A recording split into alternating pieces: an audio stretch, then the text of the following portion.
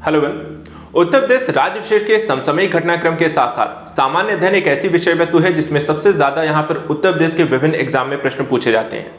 इसी चीज को ध्यान में रखकर आज से हम यहाँ पर उत्तर प्रदेश के जीएस और करंट अफेयर्स के लिए एक कंप्लीट रिवीजन सीरीज लेकर आ रहे हैं। ये महा रिवीजन सीरीज के माध्यम से हम उत्तर प्रदेश की geography, history, polity, economy, current event हो गए, आपके साथ ही साथ एनवायरमेंट से रिलेटेड हो गया, जो भी टॉपिक है जनसंख्या को लेकर जो क्वेश्चन आते हैं उनको लेकर एक संपूर्ण रिवीजन सीरीज बनाएंगे। हर एक वीडियो में एक टॉपिक को कवर करने के यहाँ पर प्रयास रहेगा और इसके माध्यम से कम समय में आपको एक संपूर्ण रिवीजन कराना है। ये वीडियो आपको डेली यहाँ पे शाम को 6:30 बजे मिलेंगी, जिसमें हम उत्तर प्रदेश के जीएस के साथ साथ यहाँ पे करंट अफेयर आपको लेकर उसमें पढ़ाएंगे, उसका एक रिवीजन कराएंगे। एक चीजें और ध्यान रखनी है, पढ़ने के साथ साथ यहाँ पर हमें रिवीजन के लिए आपको टेस्ट सीरीज भी लगानी है, तो प्रैक्टिस सेट भी हम लेकर आएंगे। इन प्रैक्टिस सेट के माध्यम से यदि आप इन वीडियो को पूरा देखते हैं और उसके बाद एक प्रैक्टिस सेट लगाते हैं तो आप एग्जाम के लिए आपकी तैयारी यहाँ पर बहुत अच्छी हो जाएगी। तो आप मेरे साथ यहाँ पर ये जो भी अभ्यर्थी हैं जो आरओ की प्रिपरेशन कर रहे हैं या आने वाले समय में यहाँ पे देखा जाए तो यूपीपीएससी का भी एग्जाम आने वाला है, उन दोनों ही एग्जाम को ध्यान में रखकर ये उत्तर प्रदेश राज्य विशेष की यहाँ पर ये रिवीजन सीरीज हम लेकर आए। आज का हमारा देखा जाए सबसे पहला जो टॉपिक यहाँ पे रहेगा वो है यहाँ पर उत्तर प्रदेश के इतिहास को लेकर के। इतिहास के अगर हम घटनाक्रम को यहाँ पर नजर डालें तो सबसे पहले आप देखें उत्तर प्रदेश के इतिहास को हम यहाँ पर प्राचीन और मध्यकालीन भारत, उसके बाद फिर यहाँ पे आधुनिक भारत, राष्ट्रीय आंदोलन और कला संस्कृति, ये टॉपिक है जो कि आपके परीक्षा में उत्तर प्रदेश को लेकर पूछे जाते हैं। तो एक एक करके हम सारे टॉपिक्स को देखेंगे। सबसे पहले आज हम यहाँ पर उत्तर प्रदेश के इतिहास का यहाँ पे अध्ययन करने की कोशिश करते हैं, एक रिवीजन यहाँ पर लेकर चलते हैं। वीडियो को पूरा जरूर देख लीजिएगा जो आपको रिवीजन में यहाँ पर काफी हेल्प करेगा, ठीक है। तो चलिए प्रारंभ करते हैं। सबसे पहले यहाँ पे देखिए उत्तर प्रदेश के इतिहास को हम जब पढ़ने जाते हैं तो सबसे क्या होता है, जब भी आप इतिहास पढ़ते हैं तो क्या करते हैं कि आप 3 भागों में से डिवाइड करके पढ़ते हैं। पहले अगर हम देखें तो यहाँ पे जो 3 भाग होते हैं जिसमें आप देखते हैं कि प्रागैतिहासिक काल, या फिर हम कह सकते हैं उसमें भी आप और आगे जाएं तो पुरापाषाण काल, नवपाषाण काल, मध्यपाषाण काल, फिर आप उसमें देखते हैं कि आपको प्राचीन भारत, मध्यकालीन भारत, आधुनिक भारत। तो हम यहाँ पर उत्तर प्रदेश के इतिहास को भी इसी क्रम में पढ़ेंगे और जो इंपॉर्टेंट घटनाएं रही हैं उन पर नजर डालते चलेंगे जो कि परीक्षा में आपके प्रश्न के रूप में पूछे जाएंगे। सबसे पहले देखिए उत्तर प्रदेश के भी जब भी आप अध्ययन करना चाहते हैं तो आप देखें जो प्रागैतिहासिक काल की बात आती है तो यहाँ पर मानव लेखन कला से पूर्णतः मानव अपरिचित था और पाषाण निर्मित उपकरणों का मूल रूप से प्रयोग किया जाता था। इस समय देखा जाए तो आद्य ऐतिहासिक हम कहते हैं इतिहास के बारे में कहा जाता है, यह ऐतिहासिक काल था और इसके अंतर्गत धातुओं के प्रयोग, लिपि का ज्ञान, सभ्यताओं की लिखित साक्ष्य वाली घटनाओं का यहाँ पर मूल रूप से अध्ययन किया जाता था। प्रागैतिहासिक काल की अगर हम बात करें तो इसे आप यहाँ पे पाषाण काल भी कह सकते हैं और इसे 3 भागों में डिवाइड किया जाता है। पहला जो भाग यहां पर है पुरापाषाण काल को अगर हम देखें तो इसमें पुरापाषाण कालीन सभ्यता के स्थलों पर आप नजर डालें, इसमें मूल रूप से आपको दिखाई देता है कि यूपी के कौन से क्षेत्र हैं जहां पर पुरापाषाणकालीन स्थल मिले हैं, ये आपको क्वेश्चन एग्जाम में पूछे जाते हैं। तो कौन कौन से स्थल हैं, तो यहां पे आप देखिए प्रदेश में मूल रूप से इलाहाबाद जिले का बेलन घाटी, सोनभद्र जिले का सिंगरौली घाटी और चंदौली जिले का चकिया क्षेत्र, ये 3 क्षेत्र आपको ध्यान रखने हैं। यहां से पुरापाषाणकालीन आपको साक्ष्य मिले हैं। इसके साथ भारत में देखा जाए तो पाषाणिक सभ्यताओं की खोज अनुसंधान किसके द्वारा किया गया, पुरापाषाण के भारत में यहाँ पे पितामह कौन थे या खोजकर्ता कौन थे, पहली बार किसने खोजा, इस तरह के क्वेश्चन आपसे पूछे जाते हैं, इनका नाम ध्यान रखिएगा।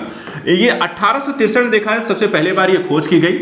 भारतीय भूतत्व सर्वेक्षण के रॉबर्ट ब्रूस फूट, जिन्हें भारतीय प्रागैतिहासिक काल के यहाँ पे खोजकर्ता या पिता यहाँ पर आपको कहा जाता है। ये खोज कहां पे की गई, तो पल्लवरम तमिलनाडु में खोज की गई थी। वो मिला क्या था, तो पत्थर के औजार, हाथ की कुल्हाड़ी, ये साक्ष्य वहां पर आपको पल्लवरम तमिलनाडु से पहली बार मिले।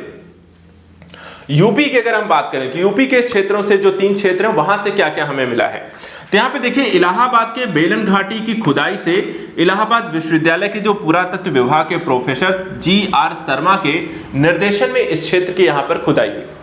खुदाई में देखें तो बेलन घाटी के लोहदा नाला क्षेत्र में कुल्हाड़ी, हसिया, गणासा, काटने और खोदने एवं छीलने के औजार मूल रूप से आपको बेलन घाटी से मिले हैं।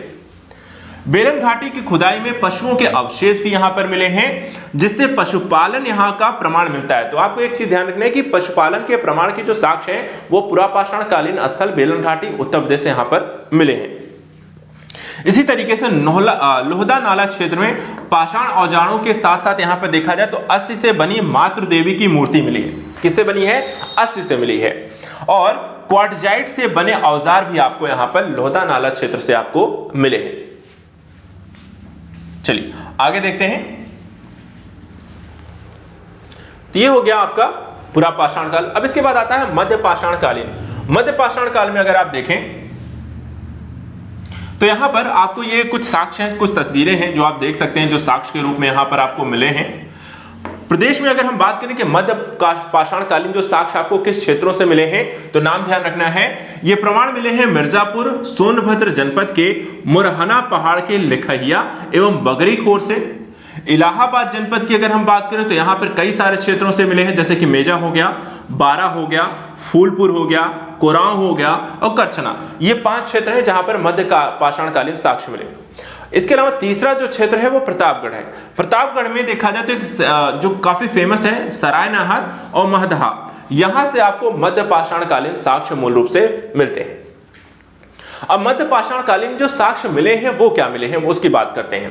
देखिए मध्य पाषाण कालीन में देखा जाए तो शव को दफनाने की प्रथा, कई बार एग्जाम में पूछा जाता है कि शव को दफनाने की जो किन किन दिशा में दफनाया गया है, ये भी क्वेश्चन पूछा जाता है। तो शव को दफनाने की प्रथा मध्य पाषाण कालीन में देखने को मिली। और कहां मिली है? तो ये सरायनाहर प्रतापगढ़ में मिली है, जहां पर शव का जो सिर है वो पश्चिम की ओर है और पैर जो होगा वो पूर्व की ओर रखा हुआ है। ठीक है। महदहा यानी कि प्रतापगढ़ में स्थल से सिल्लोड़े, गर्त चूल्हे, सवाधान और आवास के साक्ष्य आपको महदहा प्रतापगढ़ से आपको मध्य पाषाण कालीन मिले हैं। अर्थात लोग यहाँ पे घर बना करके वहां पे रहते थे, चूल्हे इत्यादि की व्यवस्था थी, सिल्लोड़े तक खाना इत्यादि बनाने यहाँ पर आपको पता था। इसके अलावा हड्डियों युक्त आपको सींग के आभूषण 41 समाधान यहाँ पर मिले हैं। पूर्व पाषाण काल की अपेक्षा मध्य पाषाण काल के लोग कृषि, पशुपालन, मृतक का दाह संस्कार, आग पर खाना पकाना, ये सब यहां पर आपको देखा जाए तो मध्य पाषाण काल में लोगों को पता था। चलिए, तो ये हो गया आपका मध्य पाषाण काल। ठीक है, ध्यान रखते चलते हैं। तीसरा यहां पे आता है कि मध्य पाषाण काल के बाद नव पाषाण काल की स्थिति यूपी में मूल रूप से कैसी रही। तो नव पाषाण काल की अगर हम बात करें तो यहां पर आपको सर्वप्रथम मानव ने जो कृषि की है, ठीक है, एवं पशुपालन किया है, इसके जो साक्ष्य हैं, स्वयं खाद्य पदार्थों का उत्पादन करना आपको नव पाषाण था। इस तरीके से खेती करने की जो व्यवस्था थी वो नव पाषाण काल में यहां पर स्पष्ट हो जाती है। नव पाषाण कालीन सभ्यता के प्रमाण यूपी में उन्हीं क्षेत्रों से मिले हैं जहां तक अब तक मिलते हैं, जैसे कि इलाहाबाद हो गया, मिर्जापुर हो गया, सोनभद्र हो गया और प्रतापगढ़ हो गया। इन जिलों में आपको देखा जाए तो कॉमन है, यहां पर आपको पाषाण कालीन, मध्य पाषाण कालीन, नव पाषाण कालीन साक्ष्य आपको मिलते आए हैं। साक्ष्यों के रूप में देखा जाए तो औजार मिले हैं जो कि मूल रूप से सूक्ष्म है, चिकने हैं और धारदार, अर्थात कि पाषाण काल से के पूरा पाषाण काल, मध्य पाषाण काल से ज्यादा बेहतर औजार आपको नव पाषाण काल में देखने को मिले हैं। यहां पे एक नाम आता है कोल्डीवा। कोल्डीवा में देखा जाए तो आपको मृद भांडों में धान के जले हुए दाने और धान के छिलके चिपके हुए यहां पर आपको मिले हैं। तो एक चीज यहां पे स्पष्ट हो जाती है कि धान की जो खेती होती थी वो आपको यहां पे नव पाषाण कालीन समय में आपको होने लगी थी। अब यहां पे देखिए, कृषि करने वाले, पशुपालन करने वाले, मिट्टी के बर्तन बनाने, चित्रकारी, पॉलिश करने, जानवरों की खाल से वस्त्र बनाने, आवास बनाने के बारे में यहां पर नव पाषाण कालीन लोगों को ये सारी जानकारी थी। क्या क्या? कृषि करना, पशुपालन करना, मिट्टी के बर्तन बनाना, चित्रकारी करना, उस पर पॉलिश करना, जानवरों की खाल से वस्त्र बनाना और आवास बनाना, ये सारा काम यहां पर देखा जाए तो ये चीजें आपको नव पाषाण काल तक विकसित हो गई। तो ये कहानी हो गई पूरा पाषाण काल की। उसके बाद आता है आद्य ऐतिहासिक, प्रागैतिहासिक काल यहां पे खत्म होता है। उसके बाद शुरू होता है आद्य ऐतिहासिक काल। अब आद्य ऐतिहासिक काल में चलते हैं, यूपी में क्या क्या यहां पर आपको साक्ष्य मिलते हैं। सबसे पहले यहां पे देखिए, इस काल को आप ताम्र पाषाण कहते हैं। जैसे प्रागैतिहासिक काल को हम पुरा पाषाण या पाषाण काल कहते हैं, उसी तरीके से आद्य ऐतिहासिक काल को आप ताम्र पाषाण कहते हैं। प्रागैतिहासिक काल में यहां पर देखा जाए तो पाषाण काल कहा जाता था, जिसकी समाप्ति के बाद मानव ने सर्वप्रथम यहां पे तांबा और फिर कांसा, तत्पश्चात लोहे का प्रयोग किया। तो एक क्रम यहां पे ध्यान रखना है। कई बार धातुओं के प्रयोग के क्रम पूछा जाता है, तो यहां पे ध्यान रखिएगा, सबसे पहला जो धातु प्रयोग की गई वो तांबा है, उसके बाद कांसा है और तीसरे नंबर पे लोहा है। राज्य में बात करें ताम्रपाषाण या कांस्य काल का प्रमाण आपको दो क्षेत्रों से मिलता है, मेरठ और सहारनपुर। मेरठ और सहारनपुर दो ऐसे जनपद है जहां पे ताम्रपाषाण कालीन आपको साक्ष्य यूपी से मिलते हैं, और ताम्रपाषाण काल को ही यहां पर हम ताम्र कांस्य काल भी आपको कहा जाता है। इसके बाद देखा जाए जो कि ताम्र के बाद ताम्र और कांसे का भी युग होता है, इसलिए ताम्र कांस्य युग भी उसे कहते हैं। ताम्र कांस्य युग को ही यहाँ पे सैंधव सभ्यता के नाम से जानते हैं। और सैंधव सभ्यता के अगर हम साक्ष्यों की बात करें तो आज से लगभग 2350 ईसा पूर्व से 1750 ईसा पूर्व के मध्य सैंधव सभ्यता जो थी वो अस्तित्व में आई। इसके बाद उत्तर प्रदेश में आप देखें तो सैंधव सभ्यता के प्रमाण जो है पश्चिमी उत्तर प्रदेश से आपको मूल रूप से मिलते हैं। और पश्चिमी उत्तर प्रदेश में भी कौन से क्षेत्र हैं जहां पर ये साक्ष्य आपको मिलते हैं, तो यहां पर देखिए आलमगीरपुर, ये नाम यहां पे ध्यान रखिएगा जो कि मेरठ में पड़ता है, बड़गांव, हुलास, सहारनपुर में यहां पर आपको मिलते हैं। तो मेरठ और सहारनपुर दो क्षेत्र, पहले सिर्फ आलमगीरपुर का नाम ही आता था, लेकिन हाल में कुछ और खोजें की गई जिसमें यहाँ पे हुलास और बड़गांव के क्षेत्र यहाँ पर निकल कर आए जो कि आपको सहारनपुर में मिलते हैं। तो ये नवीनतम यहाँ पे साक्ष्य आपको मिले हैं। प्रदेश में नवीनतम खोजे गए स्थलों के अनुसार सैंधव सभ्यता के प्रमाण अब आपको बुलंदशहर, भटपुरा, मानपुरा स्थलों, मुजफ्फरनगर के मांडी गांव, कैराना क्षेत्र से भी आपको मिले हैं। तो ये यहां पे देखिए धीरे धीरे जिस तरीके से यहां पर नई नई चीजों की खोज हो रही है उसके कारण यूपी में भी आपको इसके साक्ष्य अलग अलग स्थलों से मिलने शुरू हुए हैं। पहले हम सिर्फ यहां पर मेरठ को जानते थे, फिर इसमें सहारनपुर जुड़ा, और अब इसमें यहां पर देखा जाए तो आपको बुलंदशहर, मुजफ्फरनगर और साथ ही साथ यहां पर आपको देखा जाए ये दो क्षेत्र हैं जहां से आपको नवपाषाण कालीन या कह सकते हैं सैंधव सभ्यता के काल आपको नवपाषाण नहीं सैंधव सभ्यता के साक्ष्य आपको यहां पर मिलते हैं।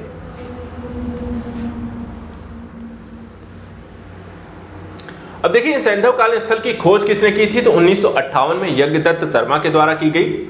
और आलमगीरपुर में यहाँ पे जो साक्ष्य आपको मिले हैं तो यहाँ पर आप देख सकते हैं मिट्टी के बर्तन, कपास उपजाने के प्रमाण आपको मूल रूप से यहाँ पर मिले हुए हैं। इसके बाद आता है ऐतिहासिक काल।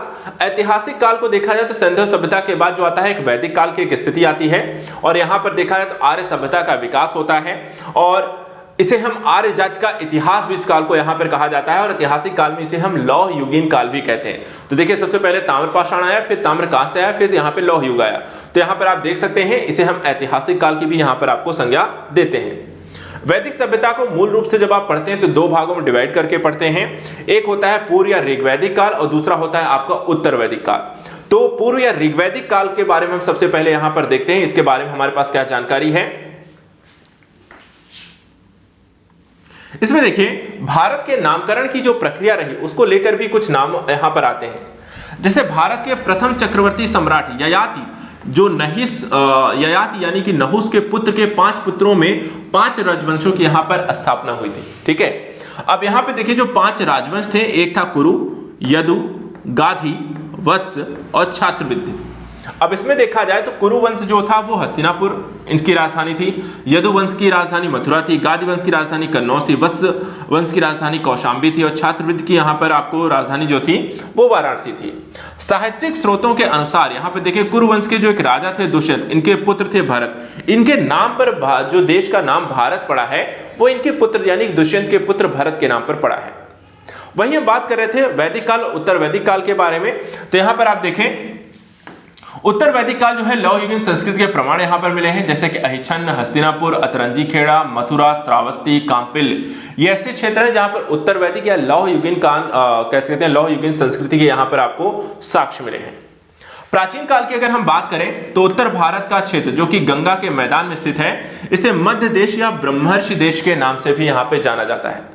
मध्य देश क्यों कहा जाता था, तो यहां पे देखिए आधुनिक उत्तर प्रदेश में देखा जाए तो कुरु, पांचाल, काशी, कौशल, सूरसेन, चेदी, वत्स, कुशीनगर के मल्ल महाजनपद यहां पर आपको थे। इस कारण से यहां पे एक पलटू भारत में एक बीच की स्थिति थी, मध्य देश था, काफी सारे राजवंश यहां पर आपको स्थापित थे।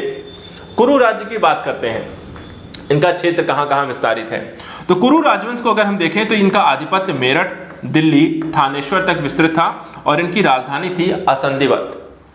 उत्तर वैदिक काल की एक और विशेषता यहाँ पे देखिए पांचाल जो थे सबसे अधिक विकसित राज्य था आपका उत्तर वैदिक काल में। इन्हें वैदिक सभ्यता का सर्वश्रेष्ठ प्रतिनिधि भी आपको माना जाता था, और जो शतपथ ब्राह्मण है देखा जाए तो मैं इन्हें आपको इस वैदिक सभ्यता के बारे में जानकारी भी मिलती है। इसके अलावा पांचाल की जो राजधानी थी वो कांपिल थी।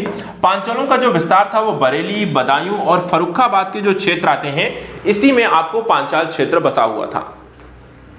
इसके बाद जो कुरु आते हैं, पांचाल क्षेत्रों में ही भारद्वाज, याज्ञवल्क्य, वशिष्ठ, विश्वामित्र, वाल्मीकि जैसे यहां पे ऋषियों की एक तपस्थली भी यहां पर इसे मानी जाती है। अन्य तथ्यों की ओर बढ़ते हैं। अब अतरंजी, हस्तिनापुर में हुआ अतरंजी खेड़ा की खुदाई से यहां पे लौह धातुओं के साक्ष्य आपको मिले हैं, कुछ भट्टियां भी आपको मिली हैं, तो ये ध्यान रखना है। कहां से मिले हैं आपको? हस्तिनापुर अतरंजी खेड़ा की खुदाई से भट्टियां और लौह के साक्ष्य मिले हैं। लोहे को गलाकर इस यहां पर देखा है, भट्टियों में औजार इत्यादि बनाने की एक प्रथा जो थी वो बिल्कुल यहां पर निपुण हो चुके थे। इसके अलावा काला, लाल लेपयुक्त, चित्रित धूसर, लाल मृदभांड के अवशेष जो है वो पूरे उत्तर प्रदेश में यहां पर आपको देखने को मिलते हैं। तो यूपी में किस तरीके के मृदभांड पाए गए हैं, तो ध्यान रखना है, लाल चित्रित मृदभांड जो है यूपी में विशेष रूप से मिलते हैं। चलिए, ये खत्म होता है आपका वैदिक काल। उसके बाद आता है महाजनपद काल। उत्तर प्रदेश में देखा जाए जो महाजनपद काल की एक स्थिति इसमें रही है। महात्मा बुद्ध के जन्म के पूर्व की बात करते हैं, ठीक है। यहां पे लगभग 6वीं शताब्दी ईसा पूर्व में 16 महाजनपदों का उदय हुआ और बौद्ध ग्रंथ के अंगुत्तर निकाय में देखें तो 16 महाजनपदों का उल्लेख भी आपको मिलता है। उत्तर भारत की बात करें तो यहां 16 महाजनपदों में से 8 जो है उत्तर प्रदेश के क्षेत्र में आपको स्थित है। और इसी दौरान यहां पर हम देखते हैं कि जैन, बौद्ध और अन्य धर्मों का भी एक विकास की एक स्थिति आपको पाई जाती है। जैसे कि ईसा पूर्व की 6वीं शताब्दी ईसा पूर्व उत्तर प्रदेश में जैन और बौद्ध धर्म का यहां पर उदय हुआ। इस काल में महावीर, गौतम बुद्ध, मक्खलीपुत्र गोशाल तथा अन्य महान यहां पर आपको विचारों की यहां पर आपको जन्म हुआ। जो आपको यहां पे महाजनपद देखने को मिलते हैं वो आप देख सकते हैं। थोड़ा सा इस पर हम डिस्कस मैप देख लेते हैं, फिर उसके बाद थोड़ा सा डिटेल भी यहां पर आपको देखेंगे, ठीक है। यहां पे देखिए आपको एक कुरु है, इंद्रप्रस्थ है, यहां पर आप देख सकते हैं। ये पांचाल का क्षेत्र है। ये यहाँ पे सूरसेन होते थे मथुरा उसके आसपास क्षेत्रों में। ये चेंदी होते थे जो बांदा के पास यहाँ पर है। वत्स यहाँ पर आप देखिए कौशाम्बी के पास यहाँ पर आपको देखने को मिलते हैं। मल्ल है जो कि कुशीनगर के आसपास हैं। कौशल के आसपास देखा जाए तो यहाँ कौशल जो होते थे वो हैं आपको श्रावस्ती के आसपास। इसके बाद काशी यहाँ पे है, बनारस के आसपास यहाँ पर आपको स्थिति है। तो इसके अलावा यहाँ पे एक इक्ष्वाकु वंश है। तो ये सारे जो हैं आपको यूपी में यहाँ पर आपको देखने को मिलते हैं। 8 महाजनपद में फैले हुए आपको पूरी एक व्यवस्था इसमें देखने को मिलती है, ठीक है। तो इनको यहाँ पर हम एक ग्राफ के माध्यम से भी थोड़ा सा इन महाजनपदों को समझते हैं। ये 8 महाजनपद और उनकी यहाँ पर विशेषताओं के बारे में ये क्वेश्चन है जो कि एग्जाम में आपसे लगातार पूछे जाते हैं, इसलिए हमें यहाँ पर इनको रिवीजन करते समय आराम से यहाँ पर लेकर चलते हैं। सारा कुछ पढ़ लेते हैं, एक ही वीडियो में पूरा हम रिवीजन करेंगे। अब पांचाल जो है वो राजतंत्र था। राजधानी इसकी अहिच्छत्र जो कि वर्तमान समय बरेली है, और एक और राजधानी थी कांपिल जो वर्तमान समय की आपके फर्रुखाबाद जिसे हम कहते हैं। इसका विस्तार क्षेत्र की बात करें तो पांचाल जो था वो बरेली, बदायूं और फर्रुखाबाद के क्षेत्रों में पूरा फैला हुआ है। कुरु राजतंत्र की हम बात करें तो यहां पे देखिए कैसी प्रणाली थी, राजतंत्रीय प्रणाली थी कुरु भी। इंद्रप्रस्थ जो कि वर्तमान समय दिल्ली है, इसकी एक राजधानी थी, और इसका जो विस्तार क्षेत्र था वो मेरठ, दिल्ली, थानेश्वर के आसपास पूरा फैला हुआ था। वत्स देखा जाए तो ये भी एक राजतंत्रीय प्रणाली थी। कौशाम्बी इसकी राजधानी थी, और इलाहाबाद कौशाम्बी का पूरा जो क्षेत्र होता था वो यहाँ पर वत्स राजवंश का था। सूरसेन की बात करें, यह भी एक राजतंत्रीय प्रणाली थी जो कि मथुरा इसकी राजधानी थी, और मथुरा के आसपास का जो क्षेत्र होता था वो यहाँ पर इनका विस्तार क्षेत्र था। 5वां यहाँ पे कौशल था जो कि राजधानी इसके यहाँ पे देखा जाए तो राजतंत्रीय व्यवस्था थी। साकेत इसकी राजधानी थी, श्रावस्ती भी यहाँ पर बना ली गई थी, 2 यहाँ पे राजधानी थी।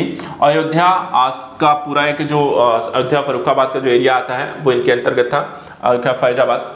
इसके अलावा 6ठा आता है मल्ल। मल्ल देखा जाए तो एकमात्र जो गणतंत्र था, ठीक है, महाजनपदों में एकमात्र यहाँ पे देखा जो गणतंत्र व्यवस्था आपको थी वो मल्ल आपको यूपी में थी।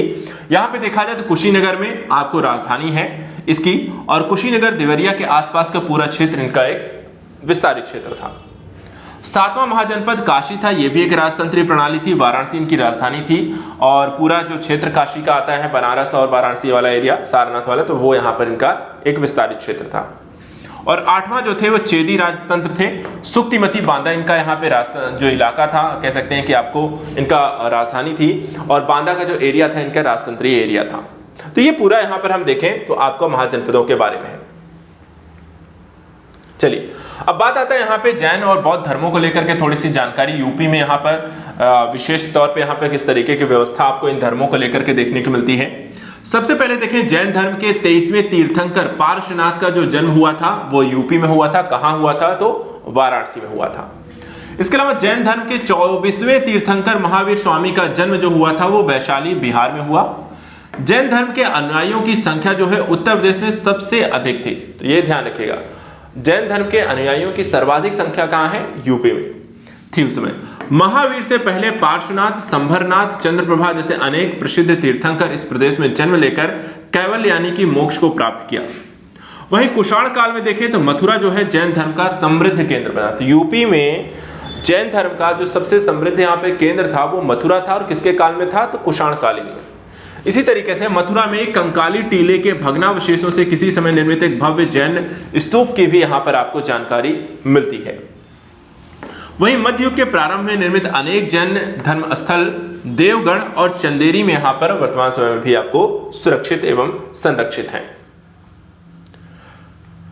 प्रदेश की अगर हम बात करें, उत्तर प्रदेश में कौन कौन से यहाँ पे महत्वपूर्ण जैन तीर्थ हैं, तो उनको लेकर के अगर आपसे प्रश्न एग्जाम में पूछा जाए तो वो यहाँ पे थोड़ा सा यहाँ पे ध्यान रखिएगा। ये क्वेश्चन आपके एग्जाम में पूछे जा सकते हैं, इसलिए इन पर थोड़ी सी नजर यहाँ पे जरूर रखनी है।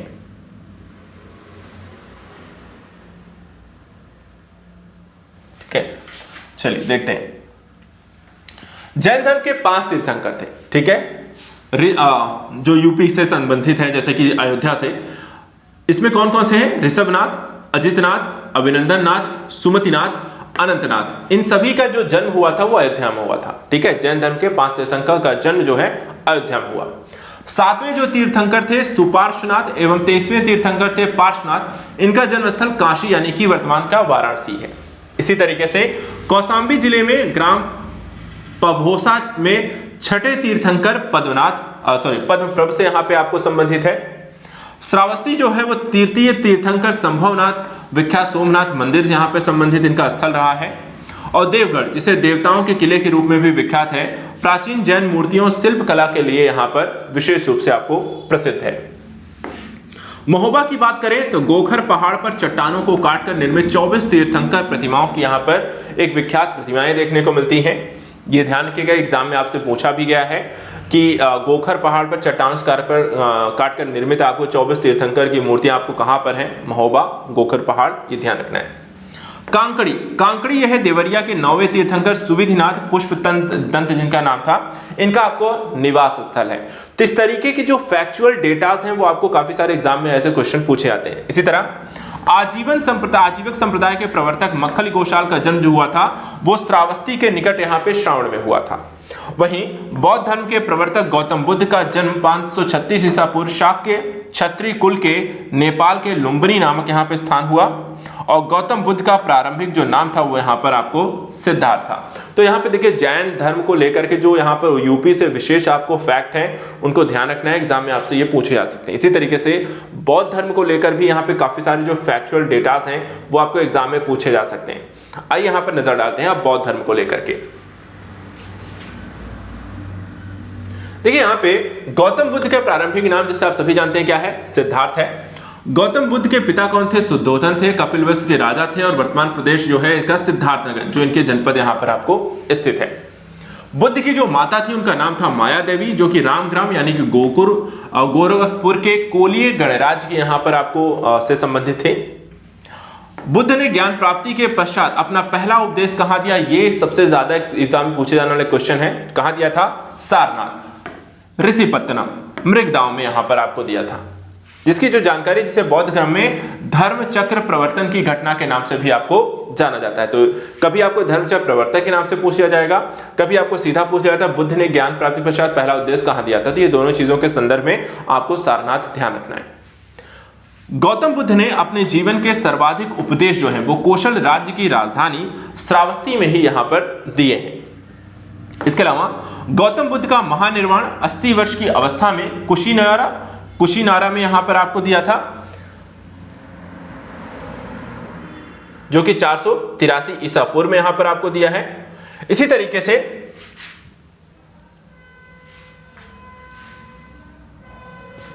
बुद्ध काल में उत्तर प्रदेश के कपिलवस्तु में शाक के सुमसुमार पर्व, चुनार के भगकेलपुत्र के कालुम ग्राम, रामग्राम के कोली, कुशीनारा के मल्ल, पावा के मल्ल तथा पिप्पलीवन से मौर्य, साथ यहां पर देखा जाए तो मुख्य गणराज्य इस समय आपको देखने को मिलते हैं।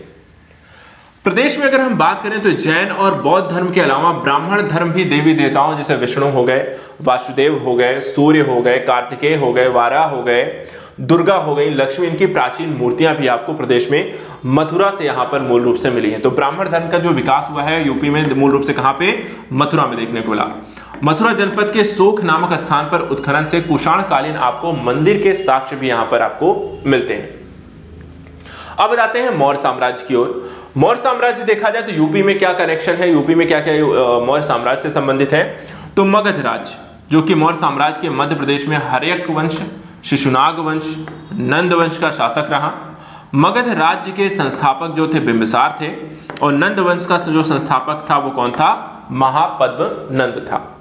बिंबिसार के जो पुत्र थे अजातशत्रु का यहाँ पर लगभग आधे उत्तर प्रदेश पर आपको अधिकार था, अर्थात उनके साम्राज्य के अंतर्गत आता था। महापद्मनंद के शासनकाल में देखा जाए तो यूनानी शासक सिकंदर का यहाँ पर आक्रमण भी हुआ था, जो कि एग्जाम में पूछ लिया जाता है। इसके अलावा चंद्रगुप्त मौर्य ने अपने गुरु विष्णुगुप्त, जिनका नाम कौटिल्य अथवा चाणक्य है, की सहायता से नंदवंश के अंतिम शासक घनानंद के हराकर मौर्य साम्राज्य की यहाँ पर स्थापना की थी, जो कि हम यहाँ पर मौर्य साम्राज्य के बारे में पढ़ते हैं।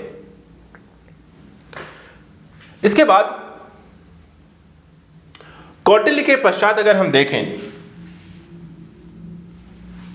कौटिल्य ने चंद्रगुप्त मौर्य के प्रधानमंत्री के पद के रूप में यहां पर कार्य करना शुरू किया था और मौर्य वंश जो है 322 ईस्वी में यहां पर आपको ईसा पूर्व में स्थापित हुआ।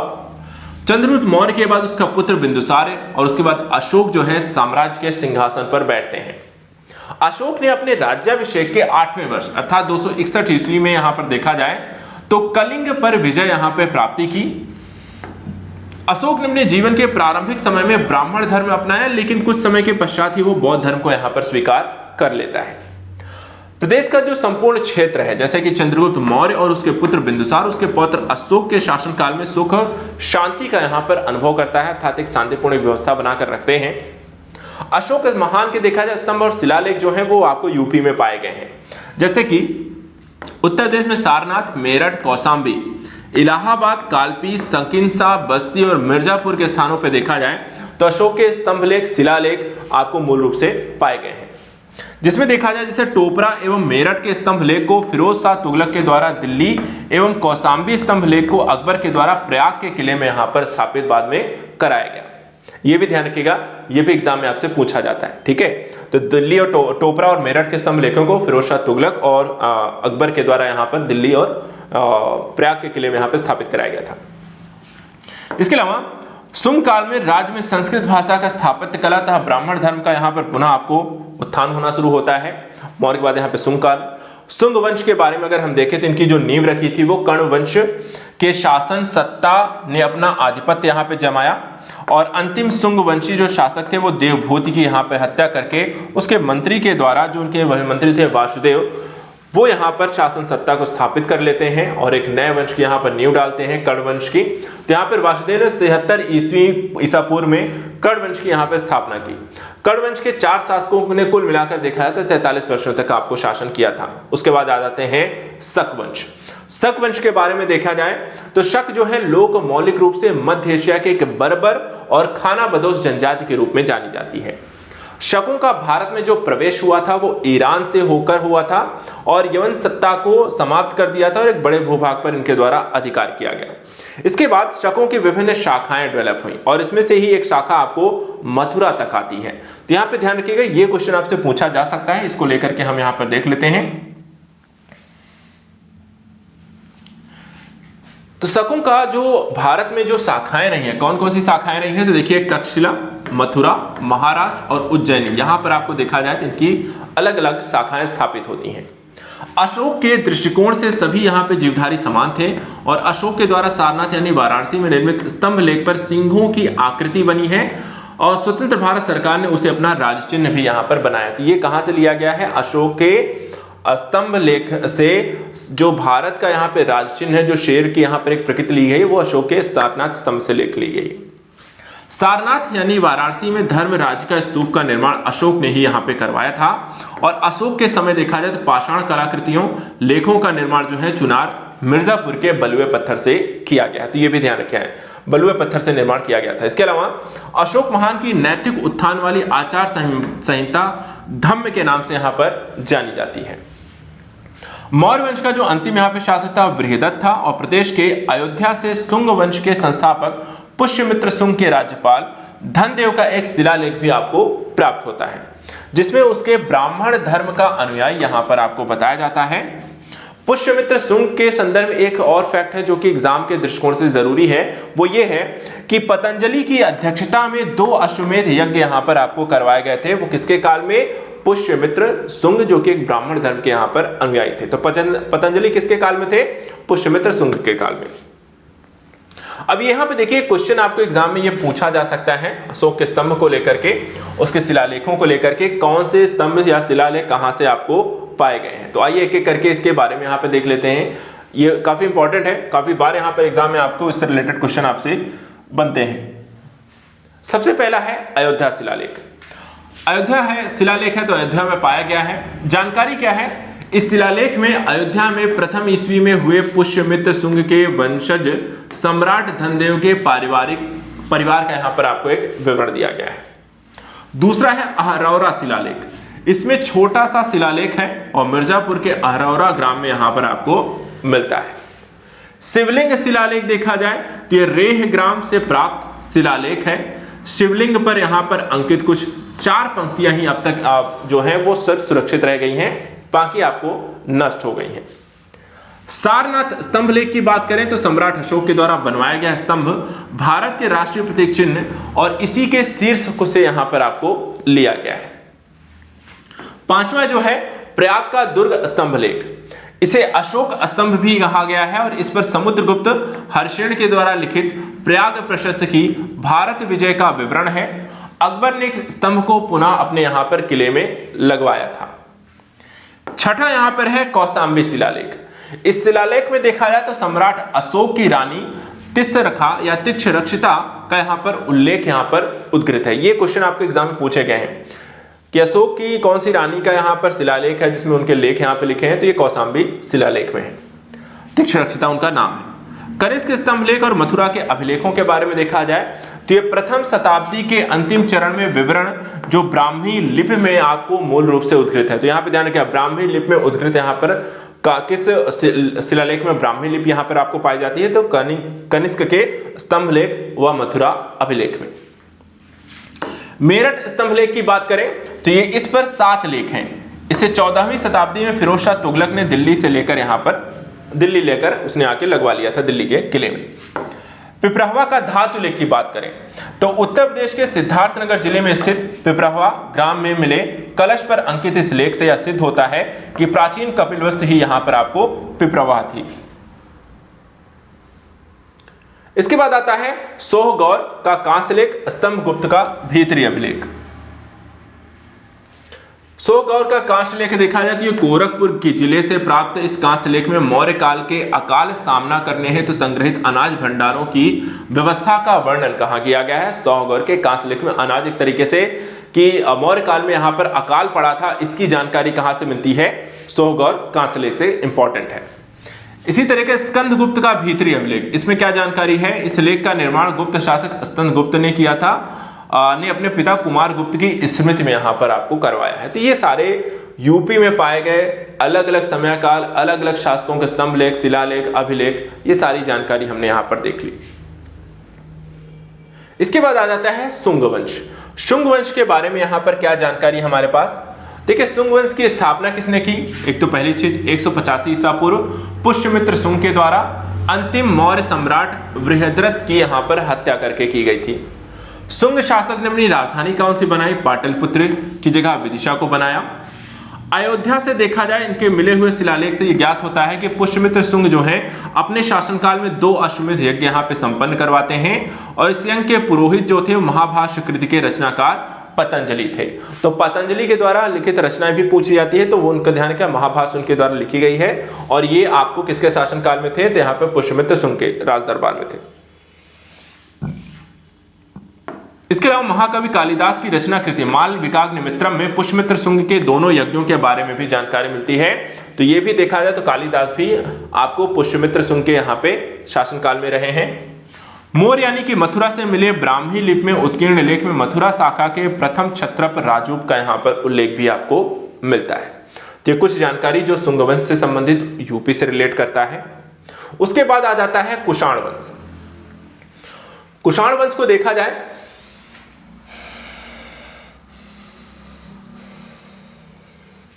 कुषाण वंश देखा जाए तो यूची जाति, कौन सी, यूची जाति के कबीलों के 5 कुलों में से एक थे। भारत में कुषाणों के कदफिशिश व कनिष्क 2 राजवंश यहाँ पे थे। कदफिशिश राजवंश की स्थापना जो है कुजुल कदफिशिश प्रथम ने की थी और कुजुल कदफिशिश के कुषाण के वंश का यहाँ पे प्रथम शासक था। कदफिशिश द्वितीय ने यहाँ पर बड़ी संख्या में स्वर्ण मुद्राएं आपको जारी की। देखिए स्वर्ण मुद्राओं को जारी करने के संदर्भ में आपको क्वेश्चन एग्जाम में पूछे जाते हैं। तो स्वर्ण मुद्राएं जो जारी सबसे पहले यहाँ पर की गई वो कुषाण वंश के द्वारा यहाँ पर की गई हैं। इसके बाद आते हैं विम कदफिशिश। इनके सिक्कों पर देखा जाए तो शिव, नंदी और त्रिशूल की आकृतियां यहाँ पर आपको मिली हैं और इसके साक्ष्य भी मथुरा से मिले हैं। तो यहाँ पे एक चीज ध्यान रखनी है कि कुषाण कालीन सिक्के के साक्ष्य उत्तर प्रदेश में कहां से मिले हैं, तो मथुरा से मिले हैं। और उस सिक्के में कैसी आकृतियां हैं, शिव, नंदी और त्रिशूल की यहाँ पे आकृतियां मिलती हैं। कनिष्क ने 78 ईस्वी में शक संवत को प्रारंभ किया और इस समय यहाँ पे भारत सरकार के द्वारा प्रयोग में वर्तमान समय में लाया जाता है। जो शक संवत वो किसके द्वारा प्रयोग किया, शुरू किया गया था, वो कुषाण वंश के द्वारा यहाँ पर कनिष्क के द्वारा शुरू किया गया था। कुषाण काल की स्वर्ण मुद्राएं मुख्यतः सिंधु के पश्चिम में पाई गई हैं, परंतु उनके अभिलेख मथुरा, श्रावस्ती, कौशाम्बी, वाराणसी तक यहाँ पे मिले हैं। तो यहाँ पर सिक्कों के साथ साथ देखा जाए तो क्या मिला है, आपके अभिलेख यहाँ पर कुषाणकालीन अभिलेख यूपी के मथुरा, श्रावस्ती, कौशाम्बी, वाराणसी में आपको मिले। कनिष्क की राजधानी क्या थी, तो कनिष्क की राजधानी थी पुरुषपुर यानी कि पेशावर और उस राज्य के अंतर्गत गांधार, कश्मीर, सिंधु और गंगा नदी की घाटियों तक यहाँ पर इनका पूरा राज्य क्षेत्र आपको फैला हुआ था। कनिष्क की मृत्यु के पश्चात उसका पुत्र यहाँ पर शासन करता है। उसका नाम था यहाँ पर हुविश। हुविश के राज शासन में संभाला और उनके पुत्र यहाँ पर उनका कार्यकाल यहाँ पर उसके बाद वासुदेव, उसके बाद उसका हुविश का पुत्र वासुदेव यहाँ पर गद्दी बैठता है। मथुरा जो है भारत में कुषाणों की द्वितीय राजधानी हुआ करती थी, ये भी ध्यान रखना है। कुषाणों की द्वितीय राजधानी मथुरा थी, ठीक है। और मथुरा से कुषाण काल के सिक्के भी मिले हैं, अभिलेख भी मिले हैं, संरचनाएं भी हैं, मूर्तियां भी हैं। वासुदेव के समय कुषाण साम्राज्य पृथक होकर सीमांत राज्यों में ही सीमित हो गया और ईसा के बाद 3री सदी आते आते मध्य देश से यहां पर कुषाण वंश का अस्तित्व पूरी तरीके से समाप्त हो गया। कुषाण वंश के बाद यहां पे देखिए शुरू हो जाता है आपका गुप्त वंश। अब आते हैं गुप्त वंश के बारे में।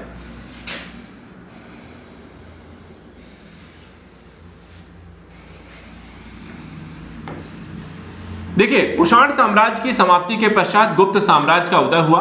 मगध जो है गुप्त राजवंश की स्थापना 275 ईसा पूर्व किसके द्वारा की गई थी, 275 ईस्वी में की गई थी, महाराज श्री गुप्त के द्वारा। गुप्त वंश का जो वास्तविक लेकिन संस्थापक माना जाता है वो घटोत्कच को माना जाता है और घटोत्कच के जो पुत्र थे चंद्रगुप्त प्रथम जो है वो यहां पर मगध के शासक बनते हैं। चंद्रगुप्त प्रथम के द्वारा 319-20 में देखा जाए तो गुप्त संवत को यहां पर प्रवर्तन में लेकर आया। चंद्रगुप्त प्रथम के बाद उसके पुत्र समुद्रगुप्त ने मगध की शासन सत्ता संभाली और उसके बाद उसे भारत का नेपोलियन भी कहा गया। यह भी क्वेश्चन एग्जाम में पूछा गया है। एक तो गुप्त संवत किसके द्वारा शुरू किया गया, तो उसका नाम ध्यान रखना है, चंद्रगुप्त प्रथम के द्वारा 319-20 ईस्वी में। वहीं जो दूसरा क्वेश्चन पूछा जाता है कि भारत का नेपोलियन किसे कहा जाता है, तो समुद्रगुप्त को कहा जाता है।